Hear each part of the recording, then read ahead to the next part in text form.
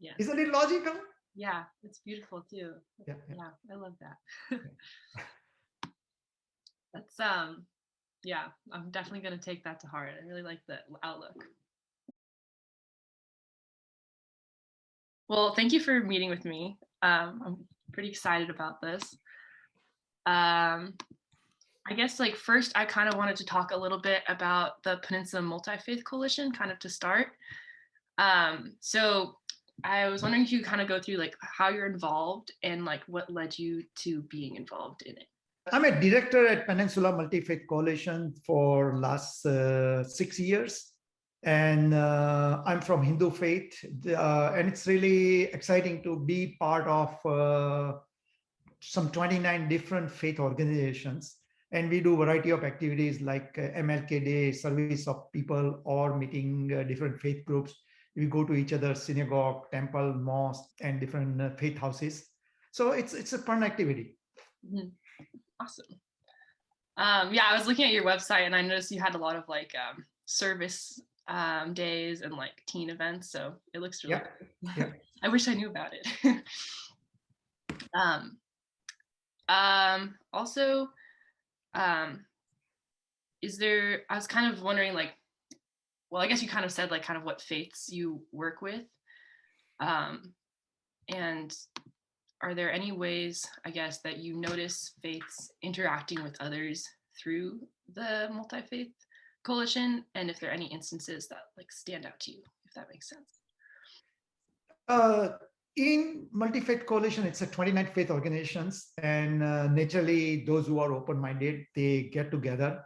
I'm sure those who are very conservative and they have issues with others, they are not part of this organization. Even within one organization, it's possible in congregation, you may have 500 people, and there may be some others, he says, nope, this is not for me, I don't want to be part of it.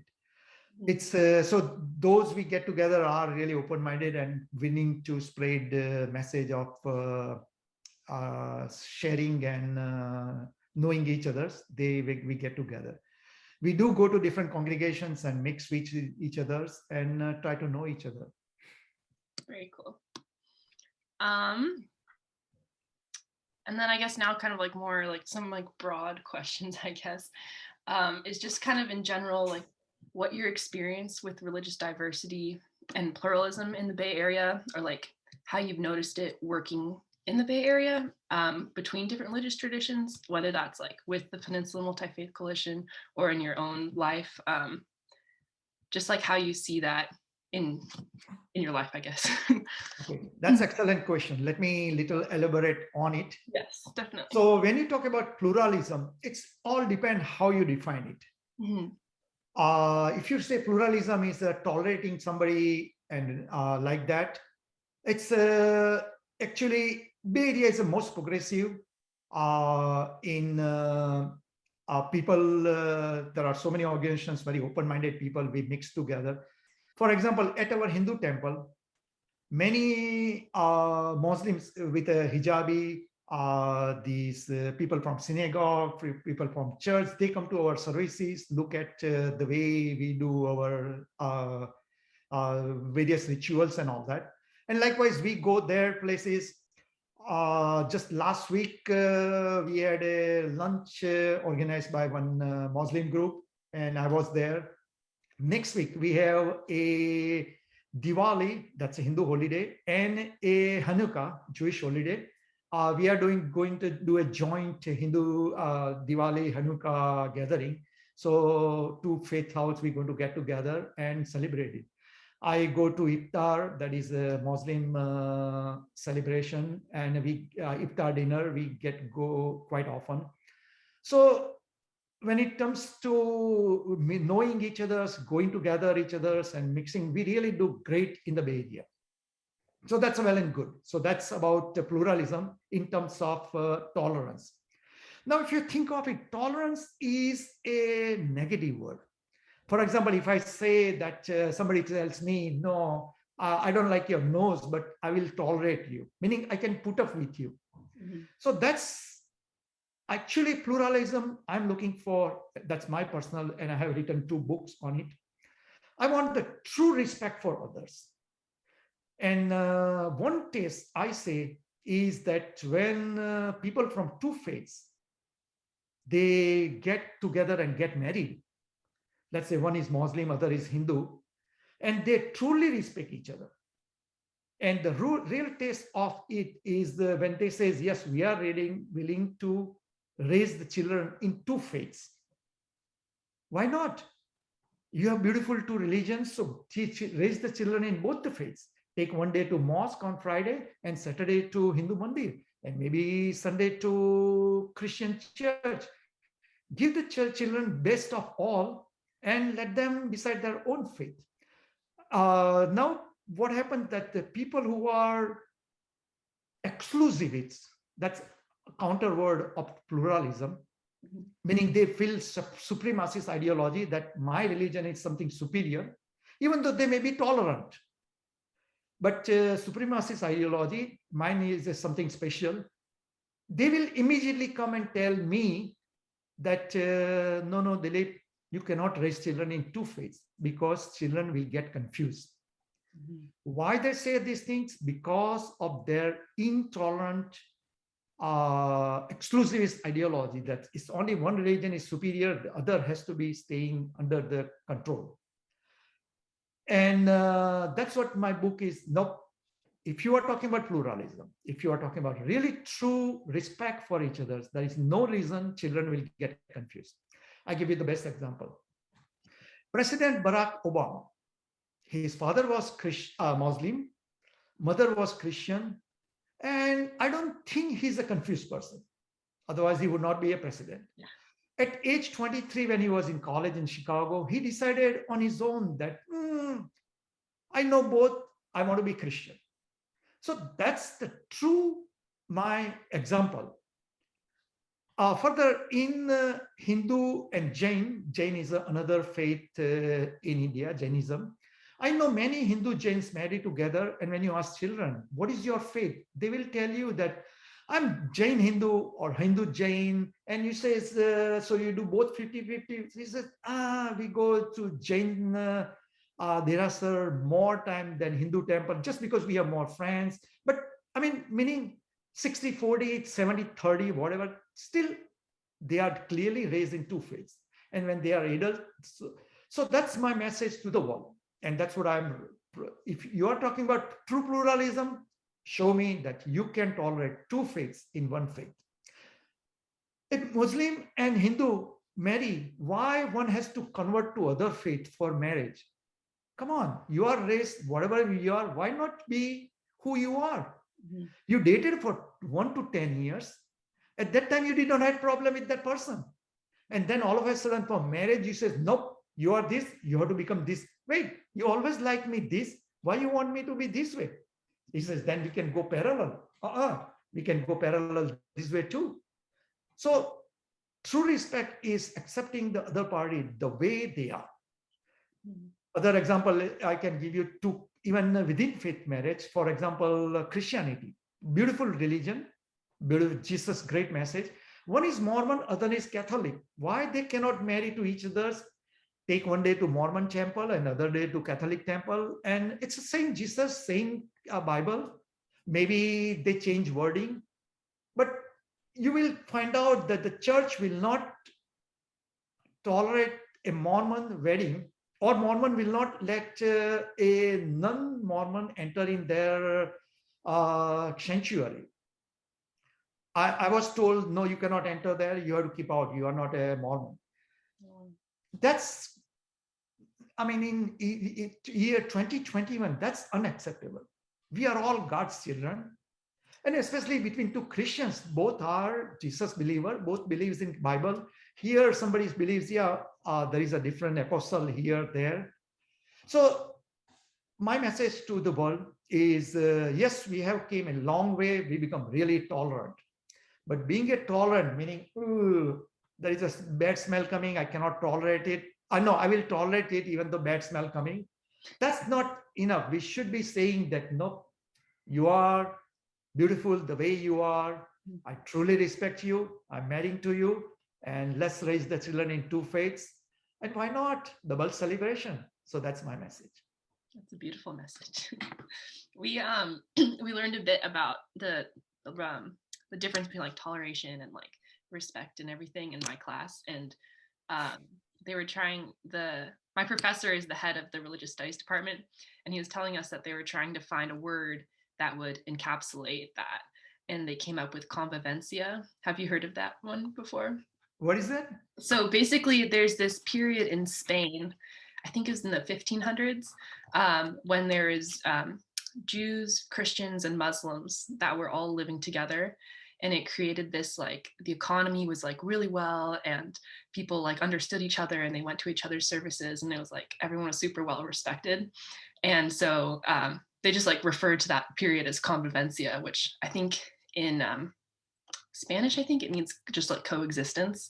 But within the period itself, it means so much more just because of how people interacted with each other. But I thought that was really cool. So he's like calls, it's like their motto of the religious studies department is convivencia. You know, you may not be as much familiar with the dharmic faiths, or maybe you are. That's the 4 dharmic faiths in India. That is Hindu, Buddhist, Jains, and Sikhs. 4 all came from India, same region. You will be surprised that earlier they were all Hindus, and then Buddhism came, then Jainism came, and later on came Sikhism. But not a single person has been killed in name of religion in so many years. So people decide that, okay, we all want to follow Jainism faith. So they start following Jainism faith. And many people wants to go other way. So killing in name of religion was non-existent in India among those 4 faiths. And it's only things changed when Islam came to India. And then definitely there was a mass killing and all that. Actually, Jews came to India. And when the Jewish people came to India because of persecutions in Iran, Hindu king says, well, you are Jews. We don't understand what you do. What do you do? How can we help you? So they says, we have a synagogue. So that Hindu king sponsor, and they had a synagogue, first synagogue. And Jews and Hindus lived in India so many years, not a single prosecution on Jews as of today. And probably India is maybe the only country, where Jews are probably not prosecuted whatsoever. The Parsis who came to India, and again, same thing. Parsis are actually the wealthiest people of India, and they are industrialists, and actually all Indians, all Hindus and all that, they are so proud of Parsis because they bring so much knowledge, and they are so nice people, and they bring so much businesses, and they are wealthy, but it doesn't bother anybody because they are not bothering others. Parsi does their own religion, and even after they've been here for 800 years or like that, and still they're following their own religion, their own way. But it doesn't bother anybody else because they do their job, we do our job, and what is there to be upset about? It's only changed when Muslim came, because they came with the exclusivist ideology that it's only Allah takes you to heaven. Or later on, Christian came and they start conversions that, well, you are Hindu, you are sinners, you are kafirs, meaning you are idol worshippers, you pray to so many gods, and you're going to go to hell. So let's salvage the souls. So I think the ideology, I'm not again criticizing those faiths, but whatever is written in Quran and Bible, I have read even Torah and Bible, Quran, Gita, all of them. And when I read it, I says, yeah, it's written, but we can always interpret that in today's term. That is okay. It's written that only we will go to heaven, meaning we have to interpret it like all those who does good karma, good job, they will go to heaven. Not necessarily only taking a dip in baptism is the only way to go to heaven. I mean, I don't know, at least in Bay Area, that logic does not fly. Yeah, definitely. It's very interesting. Again, note that I'm coming from a complete different ideology, coming from India, as I told you that. Yeah. And I was raised I never, I mean, we had always next door Jain living there, some Sikhs living there, other door, and they keep on doing their thing. Sometimes people say, this is Jain, they are so proud and they are enjoying. Sometimes they make some sarcastic comment here, there, but again, they go to their place. There is nothing to be bothered in the sense that they have to use a stick that, nope, let's fix them. They are wrong. No, they're not wrong. They're different. Mm-hmm. So when I came to America, and all of a sudden start getting interested in these interfaith marriages. And I said, wait, I'm Hindu. If my son marries a Catholic, so what's wrong? They be Catholic, we be Hindu, raise children in two faiths. I'll be glad to take them to Catholic church whenever. And they come to our Hindu temple. And this is, nope, it doesn't work. You want to get married in a Catholic church, meaning you cannot have a Hindu wedding. That's number one requirement. Only he has to have a Catholic wedding. Second thing, that you want to marry in a Catholic, either the Hindu party has to take a baptism and convert to Christianity. Mm-hmm. And now the churches, Catholic churches are now reformed. They are now modern, more tolerant. What that means is you have to still sign a prenuptial agreement that the children will be raised only in the Catholic faith, not Hindu faith. So they have progressed now. They don't ask for religious conversion, but they still want the prenuptial agreement signing. What kind of nonsensical thing is that? I mean, my son is Hindu, so he's Hindu. Why you did not bring up, if the Catholic girl is there, I would ask the question. Why did not bring up this question for you've been dating for 1 to 10 years? I mean, you did not know that that person is a sinner, kafir, heathen, carrying sin, still original, still is carrying. I mean, you did not smell the sin? Why are you asking for now conversion? Mm-hmm. Same thing, Islam. I would say even in Bay Area, even though it may be open-minded, whatever, we go and have they come to our place, we go have lunch together. But if I say that a Muslim girl marries my Hindu daughter, Hindu son, what is the requirement? What do you expect? And right away they say, no, that's not possible. Muslim girl cannot marry a Hindu. The Hindu party must convert to Islam. I say, how about why not the Islamic Muslim girl convert to Hinduism? And then why not that way? They says, no, Muslim cannot convert out of Islam. You must be, once you are Muslim till end. You cannot convert out of it. I said, who made those law? We live in the Bay Area. So people do talk about pluralism, but again, I see it's this very surface level. Let me give you another example.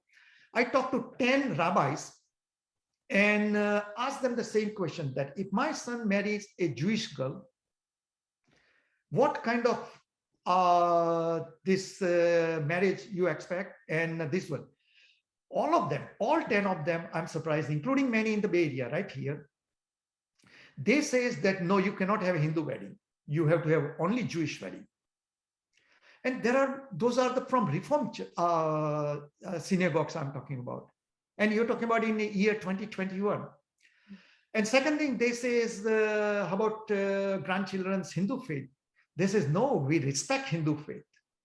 But they understand that one rabbi explained it nicely, grandchildren will belong to Judaism, but they will respect Hinduism. Meaning Hinduism is a guest in your home, but your home is a Judaism. Jewish faith is the foundation. The other one is will be respected, they can go to other place and all that. Meaning you belong to here, the other party is some outsiders. I said, that's not tolerant. That's not tolerance. Yeah, that is tolerance. You stink. I'll put up with you. But I will close my nose and I will let you in. Nope, that's not acceptable to me. Children will be 50% Hindu, 50% Jewish. They will go to Hindu temple, same amount of time they will go to synagogue. If you donate $1,000 to synagogue, $1,000 to Hindu cause, 50-50. I don't want 51%, nor I will settle for 49%. That's true pluralism. And show me true pluralism in your faith. I ask so many faith leaders, including in Bay Area, and they will shy away from 50-50 deal. They cannot put up with this 50-50 deal because they says, no, children will be confused. I said, don't worry about it. Like Barack Obama, I will make sure children will not be confused. They will be fully educated about both the children. And I think my children, my sons are smart. And I'm sure whoever they pick, they will be smart too. So if two intelligent people, if they raise children, I'm sure grandchildren will be intelligent. And there is nothing wrong in those religions and scriptures that they will confuse them. It's only the religious leader, intolerant religious leader who are so-called tolerant. They are the one who cannot tolerate this concept of raising children in two faiths. They are the one who have problem with truly accepting somebody the way they are. And that's the problem with this world. So we have came a long way, baby. We still have to go a long way. That's what I ought to say. Definitely. Yeah, I find this all so very interesting. And like my grandma, she's Episcopalian, and then when she splits her time between here and New Hampshire. So when she's here in Redwood City, she'll either go to Episcopalian or Lutheran church. And then when she's in New Hampshire, she'll go to a Baptist church. And then my dad, who's her son, he was baptized Episcopalian. He went to Lutheran school. And then now he goes to Catholic church with my family. And so it's all very like a little bit of everything, And I definitely don't think it's confusing, Actually, that's nice. They do go to all different, yeah. Yeah. So it's not that, no, it's only my way or highway. Yeah, totally. Yeah. So I say that's a positive pluralism. Mm-hmm. But unfortunately, I would say 90% or probably even 99% of Muslims in America who marries non-Muslims, they will expect the others to convert to Islam, or also expect the children to be raised only in the Islamic faith. Even when you have an Islamic nikah, you have to change your name. There was one comedian, recently there was an interview I saw on TV, that when he married a Christian girl, the Christian girl at the Islamic nikah, the imam says, what is your name? So she says, my name is Kathy. So he says, no, your Muslim name. So he said, I don't have any Muslim name. So she was given Muslim name at last time for Islamic nikah, meaning you cannot even Christian name is not even tolerated in Islamic rituals. Wow. Those are the time to give up. Your name is Mary, Jesus' Jesus' mother's name. And why Mary cannot have married to Muhammad in somebody named Muhammad in Islamic nikah? So yes, it is the time for, we have came a long way, but still a long way to go. But this thing will come out only when you really poke into it. As I said, that when we get together in the picnic and when they come to our place, I go to their synagogue, everything, or mosque and all, everything is rara, everything is wonderful. It's only when you push your button a little higher. And I'm looking for true pluralism, 50-50 in all respects. Show me through where you stand. That's my book about. I have guided 1,200 youths who are in interfaith love around the world. Wow. Over last 15 years. Wow. Still people call me up. I'm in this kind of situation. What should I do? And I give always free guidance and no problem for me. And that's what my message. If that party is a true pluralist, true open-minded, truly accepting who you are, then only marry. The problem is not the religion, whether you baptize or not baptize. That's not a problem. Problem is you have dated 1 to 10 years. In America, everybody dates for a long, long time. So you know this is the person who is person. Why that party cannot tolerate who you are, the way you are. Mm-hmm. Why you are having hair this way? Why no, you have to have only hair this way or that way? No, this is what I am. Because a party cannot accept you the way you are, but wants something more or different from you. That means it's a warning sign, meaning after marriage, so much more things. The party has already hidden for your 1 to 10 years of dating period. The party did not tell you exactly the requirement of religious conversion, raising children in only my faith, not your faith. Because my God is a true God, yours is a fake God. Did not told you all those. And now 3 months before the wedding, now they are talking about all those new things. Then how many more things will be coming in your married life? See, I'm married for 42 years. And I tell you, 42 years before, I did not know my wife, nothing. And still I am learning her. So every stage of life, unless you have fundamental, ingrained thinking of respecting somebody the way they are or the way they will change, that marriage life is not going to last. So as soon as you sense you are in love with someone, and as soon as you sense that, nope, that party is trying to change me the way I'm not, the expectation change just before marriage, that's a warning sign. Many times people says, you convert, Daniel, you just convert for, it's only my grandmother, she's little stickler, otherwise I'll let you do whatever. That's a saying. Don't fall for those kind of things. Because actually it's worse. Because if the party, let's say if your boyfriend is telling you like that, that means that he's not ready to stand for you with his family. That, Daniel, you remain whoever you are. I will go convince my parents. I will go convince my grandmother that she's beautiful the way she is. I know her for 1 to 10 years. And let's accept her the way it is. See, unless he's ready to stand with you in any situation, and he's trying to fake you to be something who you are not, that's a warning sign. And you should run away from that party. I mean, you are beautiful looking today, but who knows, as soon as you get married in 6 months, something happens, your face get crumbled up and you no more beautiful looking, or something health issue comes up. Does it mean that this guy is just going to walk away? So where is the true love?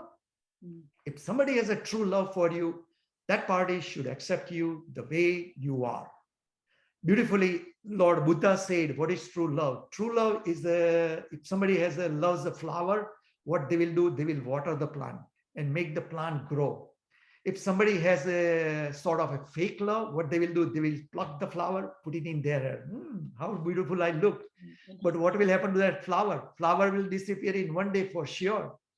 So as soon as you sense that somebody is not watering your plants and let you grow, and somebody is just picking you up from your faith and taking you to somebody else's faith and make you somebody who you are not, that's a warning sign. Run away from it, I would say. Yeah. Make sense? Yes, definitely. I love that. Yeah. It kind of makes me think of, so my boyfriend's family, his mom is spiritual, and I don't know about his dad, but they decided to raise the kids like without any religion, regardless of their own like affiliations, and kind of let the children kind of like figure it out on their own. And kind of after talking with you, I'm thinking like, what would your opinion be on just whether or not you have like your own like affiliations or whatnot, like just choosing to not share that with kids and letting them just kind of find their own path versus sharing all aspects and letting them find it from there. So there are 3 scenarios you mentioned. One is either pick one or other one. The other one is pick none. And third one, you said both. I'm for the both. Take them to one church one day, the other church to other day, teach them from Bible. If Bible different versions, then teach them, look, this version says these things, the other version says these things. And I don't think there is nothing wrong with that. There is nothing to get confused. And they are religious people. It's possible later on they will find out that, between these two, I like this one better. And it's for me, like Barack Obama did. And that's beautiful. So I think all religion has something beautiful to offer. If you take it positively, it could help make this world better for all. It could help you. For example, many times you have anxiety, nervousness, you are worrying about something, and then you pray, however way you pray. Sometimes it brings you healing. Sometimes I've seen in Hindu faith that people, somebody's worrying and they says, oh, Lord Rama, can you help me out? And then Lord Rama says, yes, I'll take care of you. I don't know who does what, but then all of a sudden the person thinks that, okay, God is taking, and it's the same for Christian faith too. I have seen many people saying, okay, Jesus is taking care of me. I don't have to worry nothing. See, it's so beautiful. It helps your mental stress and all that because you are transferring the faith to somebody else, God. Either it's Plutonic or real. I'm not questioning those things, but it works. So there is no reason to take children away from religion. But parents and religious leaders, especially the religious leaders, they need to be truly respectful to other faiths and let them grow both ways. Yeah, I think I agree with that too. Let's see. I don't think I had too many more specific questions.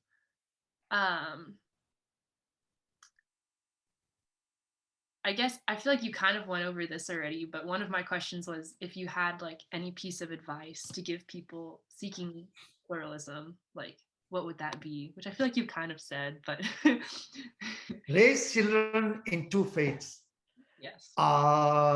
And especially, I tell all the college going youths or in the dating youths that as soon as the other party starts showing intolerance, that can you convert to my faith, or no, children must be raised in my faiths only, or that can you change your name just for pleasing my, that's a warning sign. That has no place in this today's world of year 2022 or 2022 to come, because that shows these hidden intolerance of that party, and that's a warning sign. If you want a really happy, long-lasting, everlasting married life, that's wrong. Actually, I always tell that to ask for religious conversion after 1 to 10 years of romantic relation is an ugly form of love proselytization. I come across so many youths crying, I've been in love for 4 years. I invested so much into him or her, whatever, and I don't want to give up, which is very true because you invested your 4 years of so much pain and so much love and sharing and caring and all that. And all of a sudden, just because you're not taking a deep in, not ready to take a dip in the baptism dip, that's a requirement of other party. No, I'm really willing to convert. Especially the most pluralists, they get fooled by these supremacist exclusivists. Because those who are pluralists, they think, okay, you convert. This is no problem. Yeah, sure. I love it. For example, if somebody is Hindu, the other party says you have to accept Jesus. So the Hindu says, oh, accepting Jesus, no problem. The problem with Hindus is we have thousands of gods, probably millions of gods we have. So accepting one more God, no problem. Jesus, no problem. Actually, Jesus is a wonderful God. But what that Hindu does not understand, that you are not accepting new God, you are removing all others. Baptism is to cleanse your former practices and commit to live with Jesus forever. So all your prior sinning activities, all your prior beliefs, you are supposed to give it up. Same thing is Shahadat. What is Shahadat? Shahadat is religious conversion to Islam, and you have to take Shahadat before Islamic nikah, Islamic wedding. So first comes Shahadat. Shahadat is La ilaha illallah Muhammadur Rasulullah. There is only one God. I agree. La ilaha illallah. I'll say no problem. But the other part says that Muhammadur Rasulullah, meaning there is Muhammad is the last apostle. No problem. Muhammad is last apostle. How does it matter? Jesus was there before. But then what about Mormon? They came after that. What about the Sikhism? That apostle came after Muhammad. Are you saying that those are not valid faiths? No. So I tell people that Sahadat, accept the first one, La ilaha illallah, accept it. Muhammadu Rasulullah, no, sorry, Krishna is Rasulullah, Jesus is Rasulullah, Muhammad is Rasulullah, Mormon, who are James guy, he's Rasulullah, everybody Rasulullah. And they says, no, you cannot, you're making fun of us. Sorry, then I will not convert. So point is, anybody talk about putting a label on you, put the label on child that you are baptized, done deal, or you have a sahadat, or children must be Muslim, including circumcision. Circumcision, I'm a scientist. I'm a scientist of 42 years. I've studied in plenty. Circumcision has no scientific merit, except in special situations. For example, WHO has endorsing in African nations because of the hygiene reason. For example, in Japan, where circumcision is non-existent, there is no health issues with people, uncircumcised people. But circumcision is very vital for Christianity. Very vital for Judaism and Islam. And that's for religious reason. So if the other party says, well, our son has to be circumcised, why? They will invariably say for religious reason. I'm not sorry, invariably they will say, no, it's good. It's a good scientific. Nope, don't buy that one. And I can provide you enough scientific evidence that there is no scientific merit to it. If you are living in good hygienic condition, especially in the Bay Area, there is no reason circumcision will get you any special out of it. So this is a permanent stamp you are putting on, that when you are circumcised, I mean, that's a stamp. You are, I mean, lifetime, you cannot have a plastic surgery and get that skin back. So, I mean, you are putting a religious label on that party, and those kind of things has no place. See, faith is a kind of thing that is not a one thing for lifetime.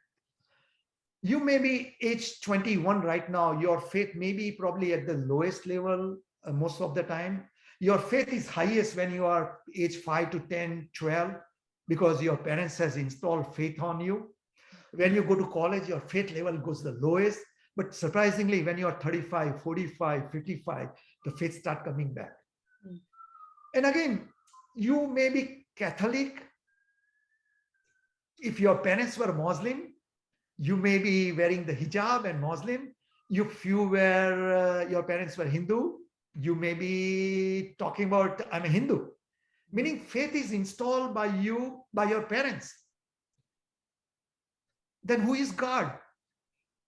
I don't know. Whoever is God, it's for sure that when you look high level and when you read all those scriptures, you realize that it's a religious institute. Keep on hammering God, God, God. Our God is the right God, others are wrong. Why? Because they have to pay their paycheck. They have to pay their electric bills. If they don't say those things, people will stop coming to their place and they will start going to other one. They will not pay 3 to 12% of their gross income to maintenance of that religious institutes. So it is in interest of religious leaders to keep hammering that we are right, the other religion is fake. They are false, they are sinners, they're going to go to hell. It's only our way is the only right way. And that's, they are doing in their interest. Well, they have a vested interest, let them do it. But individuals, we have to think, nope, I don't buy it. Keep it with you. Thank you. Appreciate it. Yes. All right. Well, I think that's all the questions I had. Thank you for talking with me. I was curious about if you had any services at your temple that I could attend. So maybe if you want, I can tell you right now about Hinduism very briefly. Yeah, actually, yeah, that'd be great. Yep. Now, Hinduism is very confusing religion. Why? Because Hindu concept of God is very simple. So it's a contrast. The problem is the who are listening to, because they come with a preconceived notion that that's the religion should be. And that's why they cannot comprehend what Hinduism is about. For example, Hinduism, you know it well, that Hindus have many gods. Rama, Krishna, Ganesha, Hanuman. That's Hanuman is the monkey god, Ganesha, the elephant god, this goddess Lakshmi, Saraswati. Oh my God, so many gods, unbelievable number of gods. So question is Hinduism polytheist religion? No, Hinduism is not polytheist religion. Rigveda says, Ekam Sat Vipra Bahuda Vadanti. There is only one God. It's everybody calling it by different names. So then one God, how come there is so many other gods in Hindu temple? I saw 25 gods. How come? So it's explaining it's like that. If sun is God, hypothetically, then sun rays are these different devis and devatas. The gods are different gods we're talking about. So it's the same thing, but it's not sun. It's only part of sun. So sun is a big element. Other way to put it is we have a goddess Lakshmi, who is the goddess of wealth. Probably you may have heard it. So everybody praise the goddess Lakshmi that I want to be good to you because you give me money. Goddess Saraswati is a goddess of knowledge. And then you say, wait, how can God be? So you can, analogy could be like that. Government, let's say government is a God. When you go for your this registration of your vehicle, you go to DMV, Department of Motor Vehicle, because their job is to take care of your car related things. So when you go to DMV, you say, where are you going? I'm going to DMV. But you don't know that you are going to government. It's a government. You don't think, but you go to DMV. But no, it's a government. So that's what God is a government, and these different departments. So depending your needs, for example, if I how to be a good husband, I think of Lord Rama. How to be practical in life, handle in different situations, I think of Lord Krishna. Let me see what it says in the Lord Krishna Gita. So like that, it's different options we have, and we can pick and choose whoever we wanted. And the best thing I like about Hinduism is it's okay to say, I mean, atheist. It doesn't bother anybody. For example, in our mandir, maybe 3 people sitting there, and one says, look, I follow Lord Rama. The other says, nope, I follow Goddess Durga. And the third one, he says, I don't believe in any of those things. I mean, these statues and all that, that's nonsense. It's not necessary. But, it doesn't bother anybody. They just sit there and discuss, and then they go home. Why? Because all of them are right. Lord Rama is the God, Lord Ganesha is God, and they're believing that their God is also not right, because they are not God. For example, Christianity, the cross is not God. It's just a medium to think of Jesus, that, okay, Jesus gives wonderful teaching. What is it there? So does it mean Hinduism is a monotheist? No, Hinduism is not even monotheist. Because what is monotheist? Monotheist meaning there is a human here and there is a one God. So how many entities? 2 entities. One we and God. So there are 2 entities. No, Hinduism is one. We are God. We are part and partial of God. Who is this? You will say, this is Dilip. Let's say I have a heart attack, I'm dead, my dead body is sitting there. Now somebody asks you a question, who is this? You say, that's the dead body of Dilip. What happened to Dilip? Dilip has gone. Well, everything is there. The reason is my soul, Atma, that's a small piece of God, which I am carrying. So I am actually that God. And then how about the animal, plants, earth, Mother Earth, sun, moon, everything is godly. And what praying it. So when I say, Daniel, Namaste, Daniel, what I mean is, Daniel, I see divine in you, and my divine bows to your divine.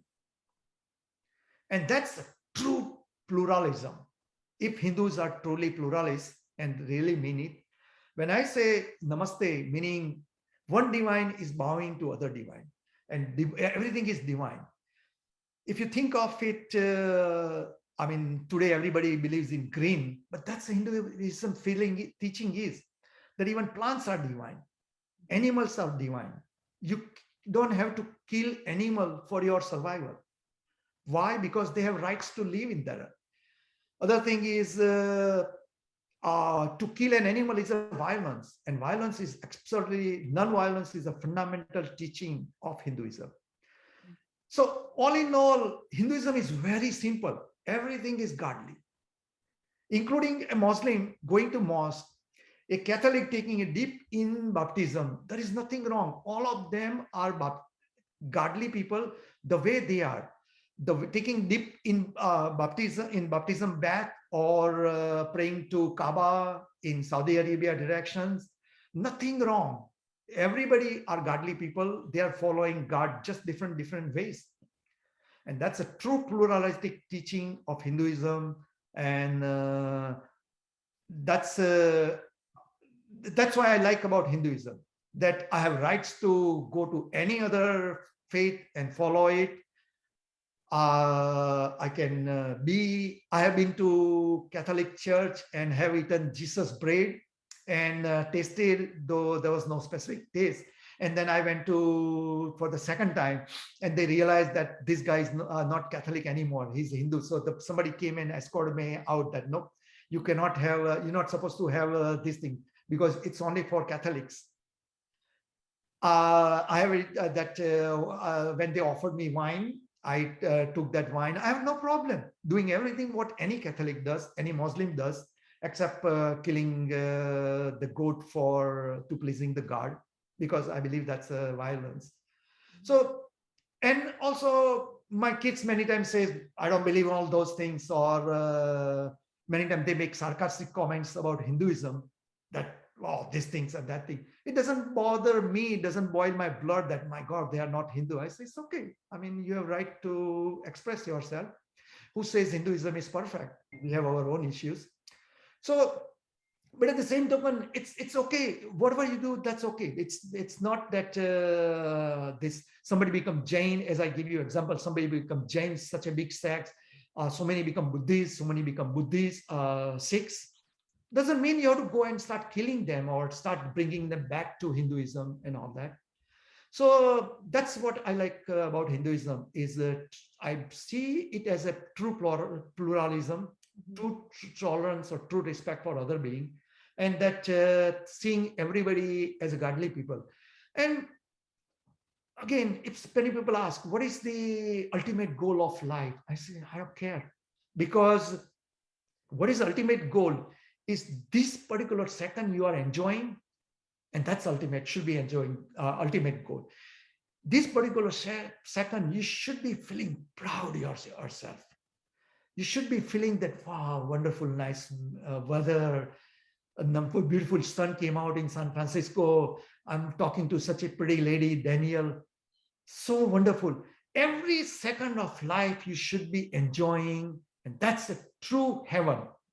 You should be feeling you are in heaven. So whenever, Daniel, you or your friend gets in a depression, psychological issues, I would say that you may ask, connect. I will love to connect with them. Why are you feeling sad about it?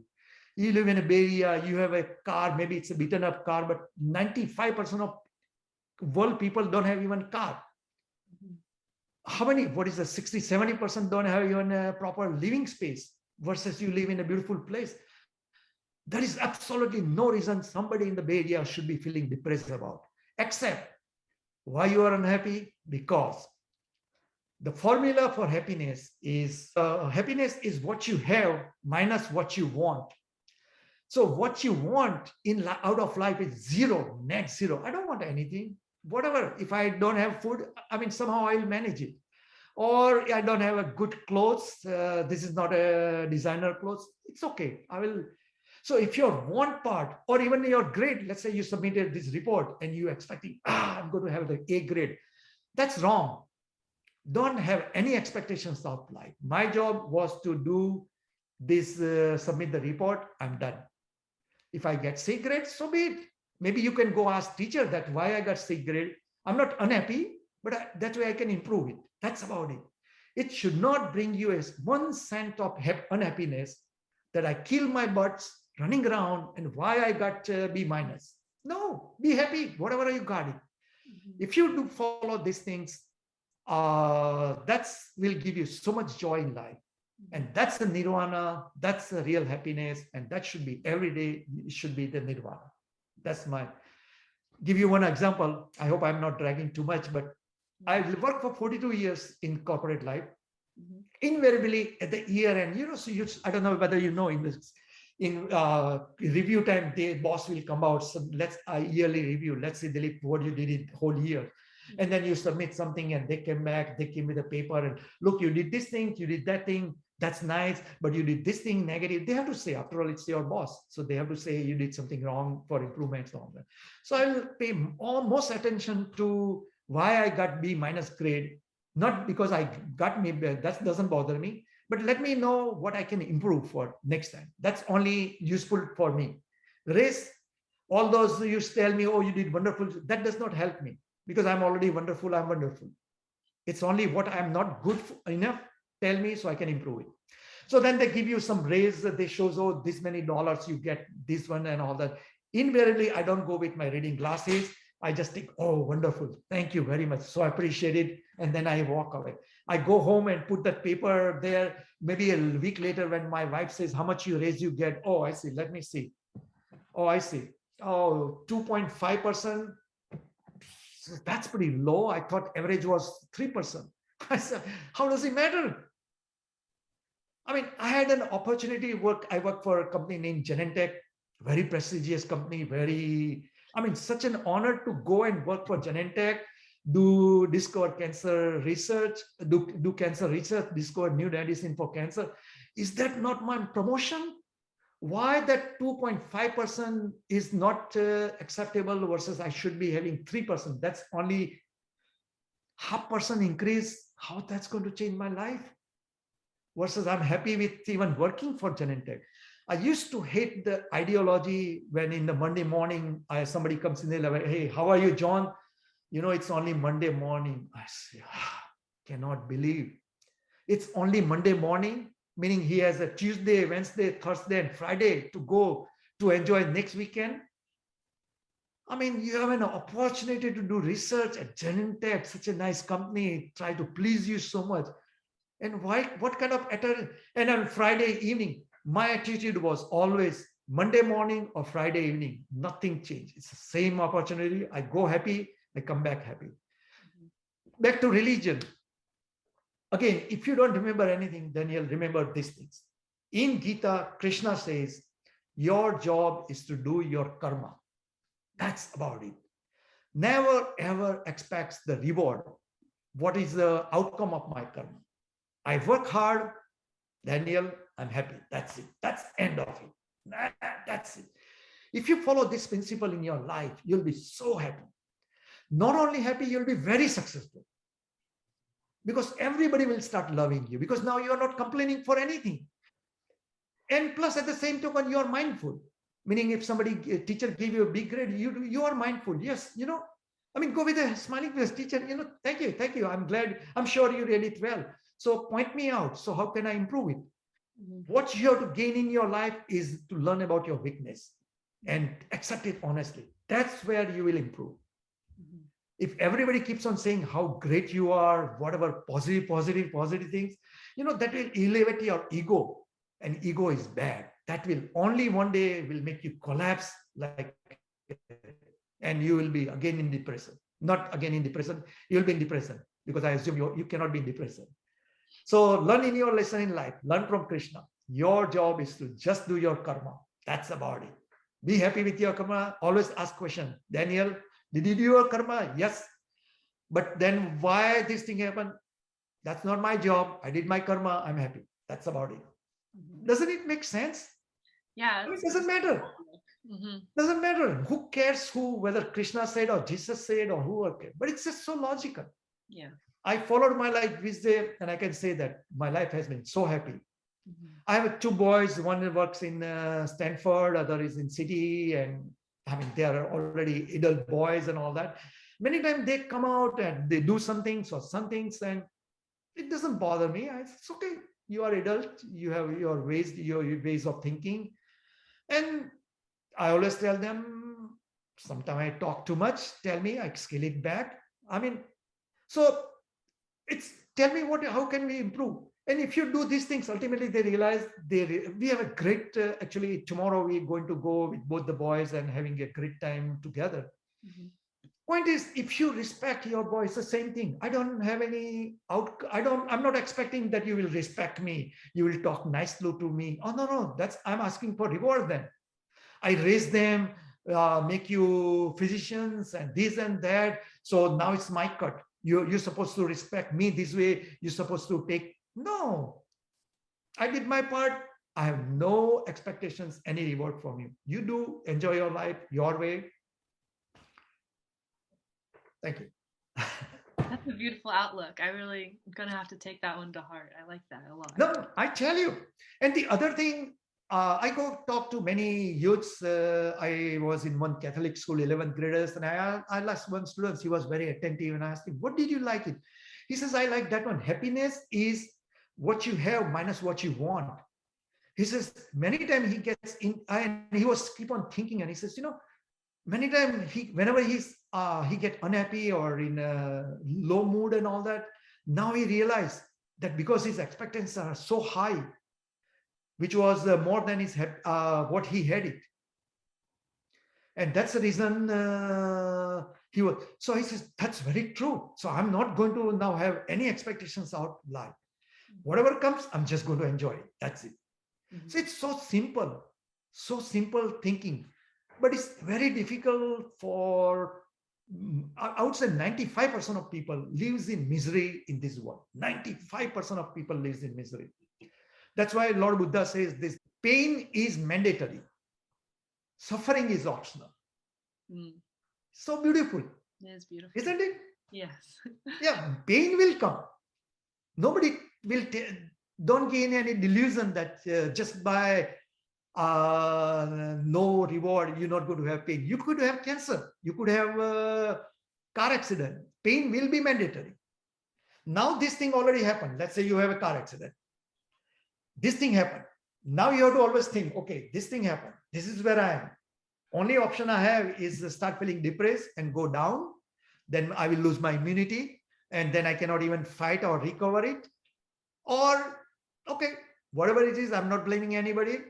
I will try to make best out of it. Then if you are in better mental state, you can fight out, even you can fight out cancer to a certain extent by your inner strong willpower, being cheerful, being more, because scientifically, actually more and more research, I'm from cancer research, and more and more research now found it out that actually immunity plays a major role in cancer. The reason, because your T cells normally goes and capture those cancer cells and kills, and that's a normal process. Somehow either cancer cells get too smart or these T cells get weak, and that's why the cancer cell takes it over. Now, how you make your immunity strong, how you make your T cells strong, I think majority of scientists will agree that your self-esteem, your attitude for life, positive attitude, good exercise, good eating, everything helps your body maintain high level of immunity. So everything, whatever I told you, it's all logical. It's not, I'm not trying to impress you by one faith or other faiths and all that. Why not to learn from everybody and make, the bottom line should be, everybody should be nirvana right now, not in afterlife. I mean, I don't care. I don't know what will happen to my afterlife. I mean, I don't want to be misery in this life, so I can be better. I'll go to with some, I don't, yeah, whatever is there, what will happen, I don't care. I want to enjoy it today. Yeah. Isn't it logical?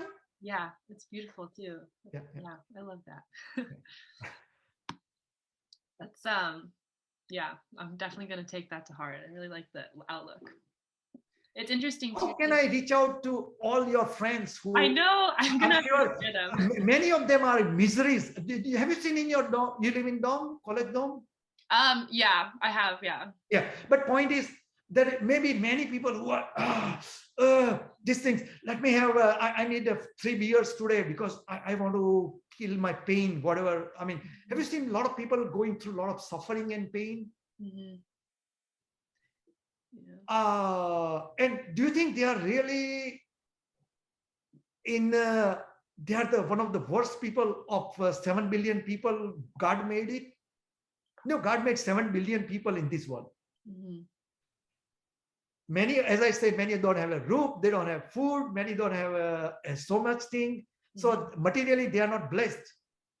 So are that people the worst of all 7 billion? Probably not. Probably they are the top 1% in many respects, in terms of material things, external things. So it's only they need to do is internal, somehow they have to come out of it. Otherwise, any external, even Bill Gates comes and give you all his asset to you. Still, if you learn to be in misery, you will be still in misery. Yeah. It's not the external things which brings you ultimate joy. It's whatever inner joy. That's the ultimate thing. How can we connect with all your friends? How can I come to your college and meet your professor? Or I'll reach out to my professor and give him your contact. I'm sure he'd be totally interested. And especially religion. Yeah. I'm sure a lot of your friends are in interfaith love relationships, right? One faith, other, or one denominations, other denominations. And ask them if they reach to the marriage level. So much pain and suffering they have to go to get married in between two faiths. The parents, their religious leaders, community, prejudice. Oh my God, you are from this faith, meaning you will do this and that things. There is so much pain. These religions takes away the pain out of two beautiful people trying to enjoy their wonderful life. They were so happy dating in college. All of a sudden, what happened? Just before marriage, why there are all miseries came out? Because all those other people imposed miseries on their shoulder. Yeah.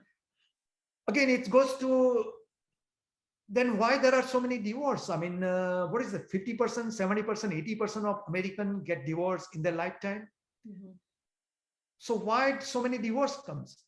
It's again, the problem is you marry to somebody and then people says, she was very nice when I married, till married, but after marriage, she go on berserk, she changed. Actually, nobody changed.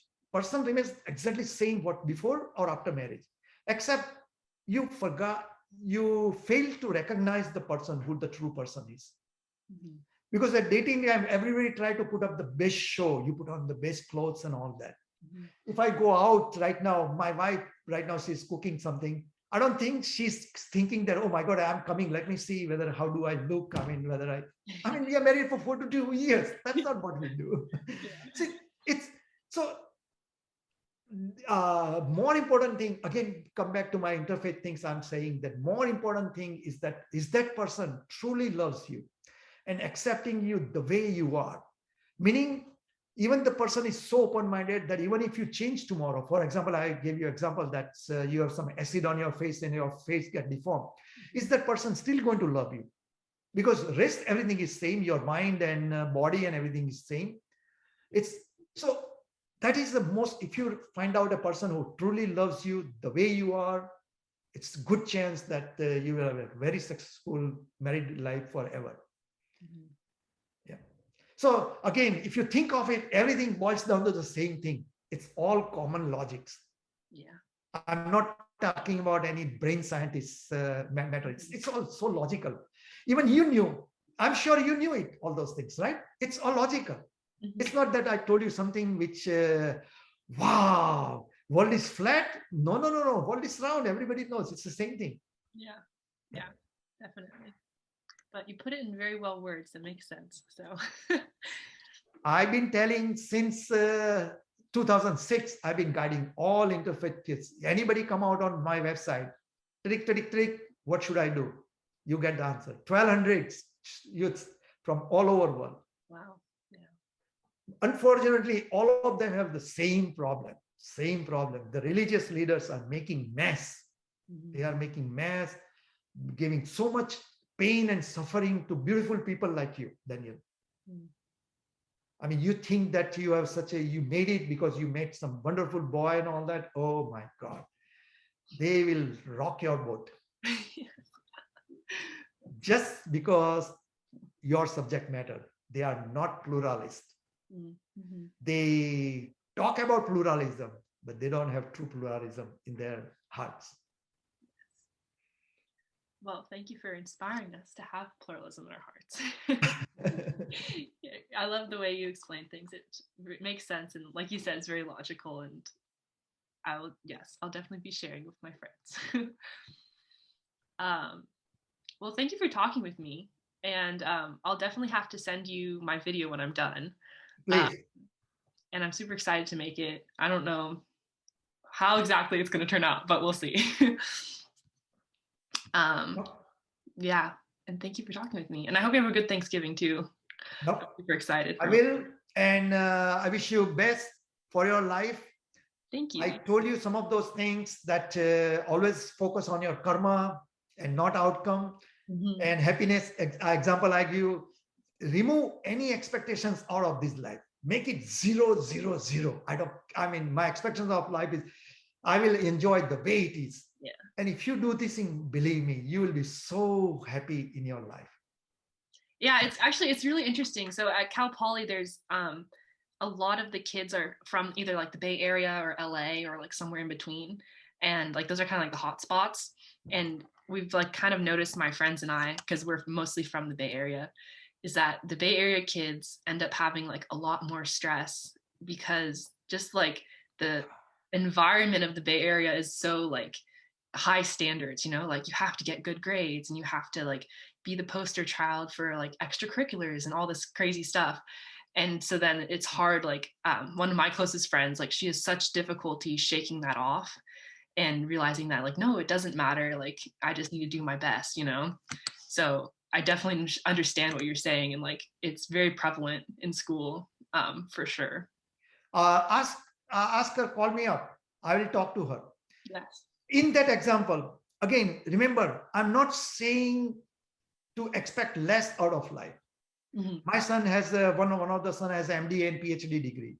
Mm-hmm. So I'm expecting to go highest you can go. Mm-hmm. Play sports, be the best in this, be at this. I'm not saying minimize your karma. Remember, don't make a mistake. Your karma should be the highest level. Mm-hmm. Only thing I'm saying that you played soccer, you enjoyed soccer, you did your best, but still after all those you lost. You should be enjoying it, not feeling sad that you lost it, because your goal is not the outcome of your effort. Mm-hmm. So in your friend's case, if there are very high expectations, it's okay, keep working. Mm-hmm. But if you fail, that should not bother you individually. It's okay. It bothers parents. Just smile at parents. Sorry, you did not, you have a lousy kid. I will try best next time. But you don't have to internalize your weakness. You don't have to internalize your negative thinking. You don't have to internalize your failures. Failures are outside. Inside, you are beautiful. You are divine.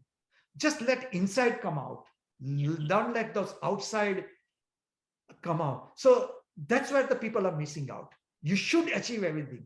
And as a matter of fact, if you remove anxiety and fear and expectations out of life and the greed, actually, those are all greed that I want to exceed. I want to score gold. I want to make money in stock market. Those are all greed. If you remove all those greed and expectations and all, actually, you'll be so happy, cool, calm. And then when you are cool and calm and when you read it without any expectation, you'll be a lot more effective and productive, and you'll have so much beautiful outcome. And you will achieve even more, all those things, when you give up the worry part. Mm-hmm. Definitely. Yes, I'll definitely have to share with her your insights. It's funny too, before I go, I want to say my dad, he's a construction manager, and he helped when Genentech redesigned their building, remodeled. And so he was like involved in that project. So when you said that, I was like, oh my gosh, like he's worked with them. So really cool. At Genentech, it's such a beautiful company. They give you so much money, so much try to please you this and that way. So many people come and Genentech and they says, yeah, it's hard, Dilip. Because people know that they come to me because they know they will hear one of those lectures. Oh yeah. I says, there was one physician, his wife is also physician. He says, how are you doing in the Monday morning? It's hard, Dilip. I say, how can it be hard? It's a Genentech. Today is a beautiful day. You both are physician. What could be hard? He says, he has a son. I say, how old is he? He says, 2 years old son. I says, is he healthy? Yes, he is healthy. But I don't know. I mean, whether I'll make it. I mean, he will one day, I don't know whether I have enough money to put him in college and everything is so expensive. I say, you're a 2-year-old child. Why are you worrying? What are you worrying about? He says, this weekend I bought a stroller for him. It cost me $2,000. Dilip, see, everything is, I said, that's your problem. Did your son ask you to buy $2,000 strollers? No. If you should have gone to eBay and buy a stroller for $35 and take your son in that $35. When you go there, there will be bumps on the road and son will have to get the jerk over there. And still he will not complain. And actually it's good for his health because if he gets little bumps, that 2 months boy, if he gets Gus, his bones will get even more stronger. So it's your own created problem. And instead of that, worrying about $2,000 strollers, buy $35 strollers, be happy, enjoy. When you look at your son, look so happy, I'm so happy for you. Then your son will appreciate you so much. Even 2 months old knows that you are going through anxiety. He can see that my parents have anxiety, and even 2 months old son says, why did I stuck with this such a worrying parents? Instead of that, if you become calm and cool and enjoy your son, he'll be so thankful. Thank parents for being so happy and enjoy. I don't care for my $35 stroller. See, it's all man-made problem. Yeah, totally. It's all man-made problem. So even though Genentech gives them a 100% raise, still that person will find out something else to worry about. Yeah. So there is no end to it. Yeah. Very interesting. It's funny. I'm totally a fan of eBay and like Facebook Marketplace and all that. It's funny because my parents are like, oh, we'll just buy it. I'm like, wait, we can get a good deal. It's funny. But yeah, in terms of spending, sometimes I go play really crazy things. For example, I have 2 cards. One is 2007 and another is a 2000-year-old, meaning 21 years old cards. I mean, both cards works just fine. I have tons of money. I can go and buy 3 Tesla cash today. So that's not a problem. But just I want to show that I don't want, it's not my car. But once I went to a wedding and there was supposed to be valet parking. And all my friends, they make sure they have a nicely shining cars and they took the best car. Purposefully, I took one of the worst car and give it to valet. And that guy says, wow, this is a fancy place. Why this guy come in a beaten up car? Actually, nobody thought about it. It's what you think. Nobody cares what car you came in. The reason I did it, because I want to prove that I am going inside the party, going to meet 300 people there. I want to go and present myself. I don't want to present that what expensive car I came in, what expensive, I mean, I took shower and I went well dressed. I'm not saying that I just went there. The point is, in your life, it's very important to show who you are, not what other things you have. I have found invariably the most annoying people are the one who keeps on flashing their Tesla key because they just bought it. They cannot stop talking about it because they're so proud about it. Just because the stock market, they made $1 billion last month and they want to talk about it. Just because they have something other things to brag about and they want to. So more you try to tell others that how great the external thing you have to offer, actually you are annoying people. Yeah. Nobody cares what you have. All people care is if I smile to Danielle right now and talk to him nicely and respect her the way she is, that's only what she cares. Otherwise, if I tell you that my home is a $10 million home, Danielle, you know that, and I just bought 2 Teslas, and I bought a top up, and I have the Danielle said, I don't give a damn. I'm here to talk to for my interview. Yeah. I mean, why are you trying to impress me? Yeah. Never ever try to impress anybody by your material wealth, what other things, just by this is me, Daniel, and here I am. And here I am to make your 2 seconds better.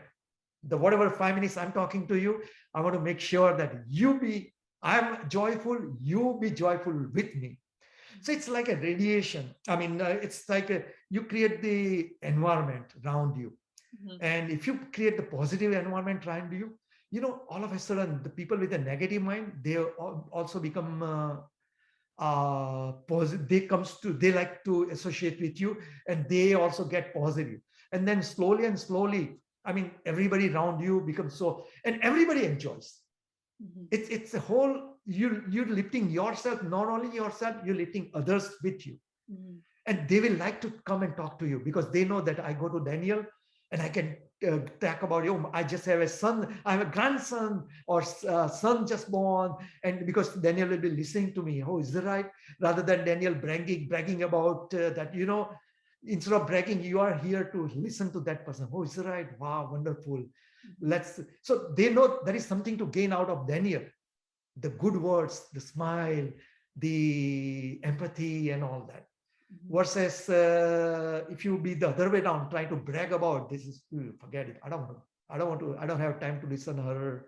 I know what she's going to say. Yeah, definitely. Yeah, I think I've experienced that too in my life. But never ever try to impress anybody. You don't have to impress anybody. I see you what you look like. You don't have to tell me that your dad is a CEO of Google. I don't care. Yeah. How does it matter? I talk to you. Yeah. That's only it matter. So these material things has no meaning. I mean, again, you need certain material for living. You need good house, you need good car which runs and all that, and you need good decent clothes, and yeah, you do. But beyond that, for example, in Bay Area, if you're making 100,000 salary, that's good enough to be most happy. Then if you have $1 million salary, it helps, it adds 10% more. But from 10 million, if you have 100 million salary, it doesn't add any more. It's, after all, you have to learn to be happy with what you have at certain level. Yeah. Diminishing return. Oh, yeah. Diminishing return. So as you keep on going higher and higher, return is less and less and less.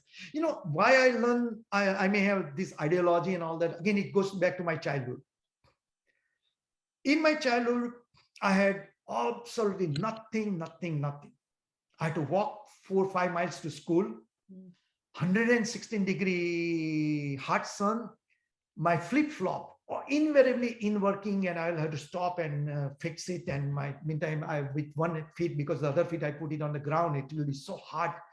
Sometimes it's pouring rain and I don't have a plastic to cover my books, and and meantime, we are walking through, and I see some nice luxurious car going by. Invariably, we will stop and watch the car. Wow, nice car. He's a lucky man. I mean, we are just happy for him.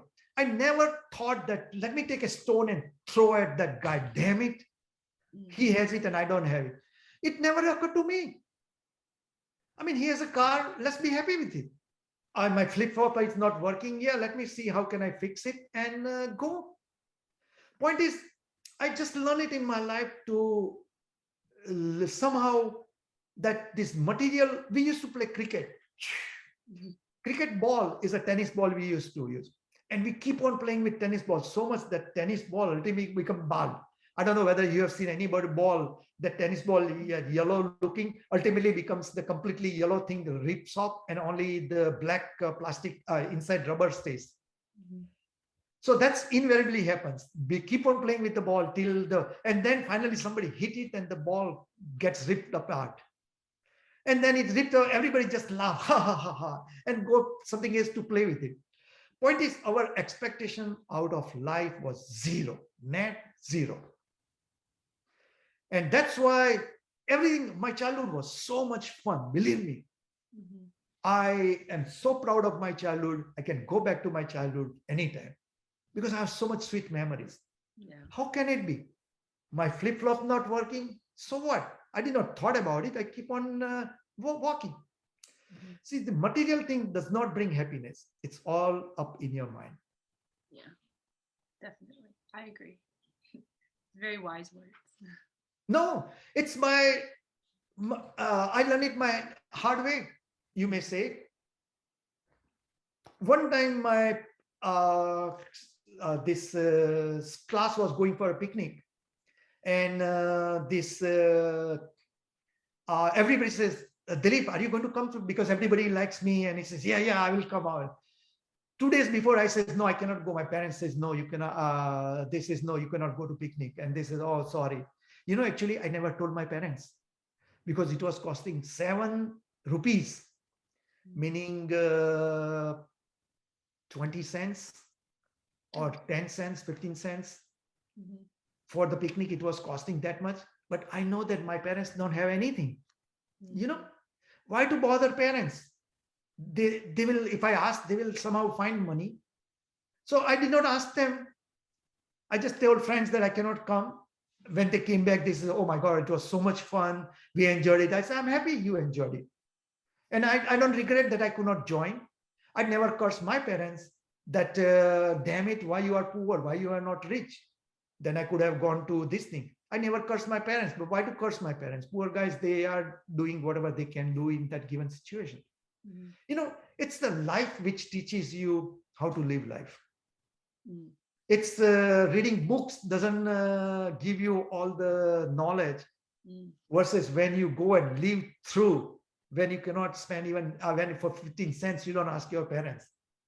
And even don't curse your parents that, damn it, why I have to curse my parents? Why I have to curse my friends? They are happy, I'm happy. Keep going. Yeah. Yeah, that makes sense. So go hug your parents. Yes, go hug all your friends. Tell them now it's a new rejuvenated Daniel. Anyway, I mean, you were rejuvenated anyway. You don't need to be fixed. I don't think the way I look at it, I don't think you needed any of this lecture. But now you go and make sure that everybody are very happy in your dorm campus. Nobody should be feeling depressed, psychological problem. I mean, my son is a psychiatrist. So whenever I say like that, Dad, you don't understand. I mean, certain people have chemical imbalance and all that. But what I'm trying to say is if you be yourself, help your body, that will let psychiatrists, psychologists do their job, but along with we have to help them out. So definitely we'll love to come and talk to your friends in person, or love to come and talk about my interfaith book. Ask your teacher. I would love to come out and take a whole class on religion or interfaith marriages. Yeah, I'll give him your contact for sure. Yeah. Boy, it seems like we talked too long. I know. Well, the funny thing is I put the end time for the meeting as 11:30, just like as a time. And I don't know if it'll like kick us out or anything. Yeah. I have no idea. So, but I've loved talking to you. This has been great. Great. Okay. Well, thank you so much for talking to me, and happy Thanksgiving. And I hope you have a fabulous rest of your day. And I'll have to send you the video when I'm done. So please. Yes. Yeah. Thank you so much. Thank you, Daniel. Appreciate. You have a wonderful life waiting for you.